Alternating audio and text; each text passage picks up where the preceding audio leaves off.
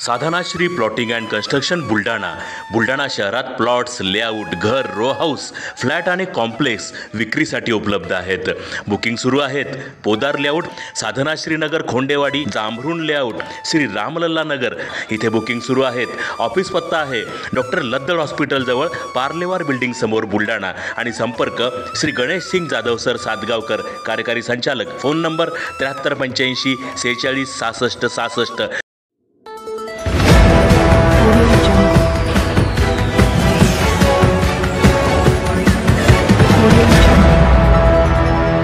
नोकरीच्या नावाखाली तब्बल 62 जणांना घातला गंडा.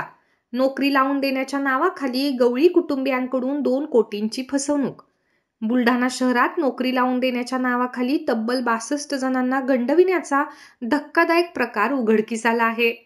गवळी कुटुंबियांनी बनावट कागदपत्रे आणि खोट्या प्रतीक्षा यादींच्या आधारे तब्बल 1,96,67,000 रुपयांची फसवणूक केल्याची बाब समोर आली असून मुख्य आरोपी निलेश गवळी वय वर्ष 31 याने पत्नी कोमल, वडील विजय आणि चुलत भाऊ अंकुश यांच्यासह हा गोरखधंदा चालवण्याचा आरोप तक्रारीत करण्यात आला आहे.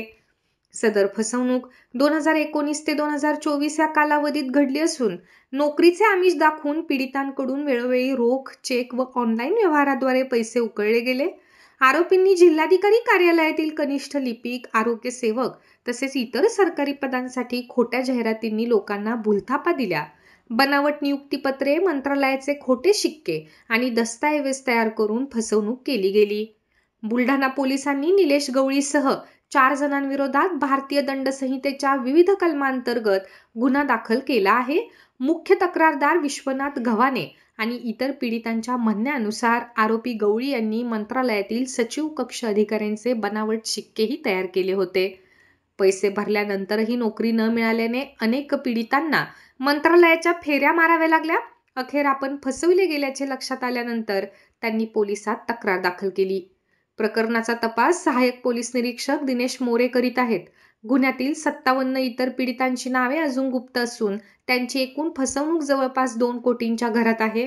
गवळी कुटुंबियांची फसवणूक यंत्रणा उघड झाल्याने शहरात एकच खळबळ उडाली आहे.